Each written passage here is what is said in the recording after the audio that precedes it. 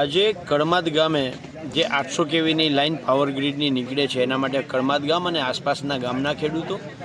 એવી જ રીતે અમે અગાઉ જે 765 કેવીની લાઈનો મોરબી જિલ્લામાંથી નીકળે છે, માળિયા હોય, મોરબી હોય, આ બાજુ જામનગર હોય, બધાએ અત્યારે પહેલો અમારો પ્રયત્ન એ છે કે આના 1885 ટેલિગ્રાફ એક્ટ શું છે, 2003નો ઇલેક્ટ્રિસિટી એક્ટ શું છે, 2013નો જમીન સંપાદનનો કાયદો શું છે,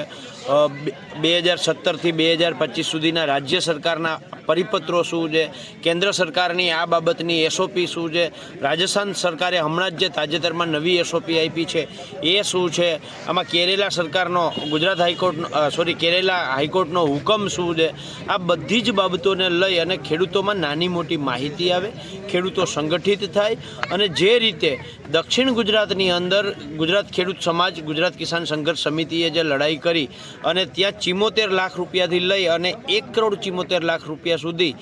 765 કેવીમાં જે જયેશભાઈ પટેલે વળતર અપાવડાવ્યું છે અને નવસારી કલેક્ટરે જે રીતે માર્કેટ ભાવે ખેડૂતોને વળતર આપવાનો હુકમ કર્યો છે, તો નવસારી કલેક્ટર જો હુકમ કરી શકતા હોય તો મોરબી કલેક્ટર કે સુરેન્દ્રનગર કલેક્ટર શું કામ ના કરી શકે? એટલે આ બધી જે ખેડૂતોમાં અજ્ઞાનતા છે એ બાબતે આખી માહિતગાર કરવા માટે અમે આ રીતે 8-10 ગામ ભેગા કરી અને મિટિંગોનું અત્યારે પ્રયોજન કરીએ છીએ અને હું આપના માધ્યમથી, આપની ચેનલના માધ્યમથી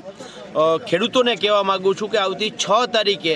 મોરબી કલેક્ટરને અમે એક રજૂઆત કરવા જવાના છીએ, આવેદનપત્ર આપવા જવાના છીએ. તો જે ખેડૂતો મોરબી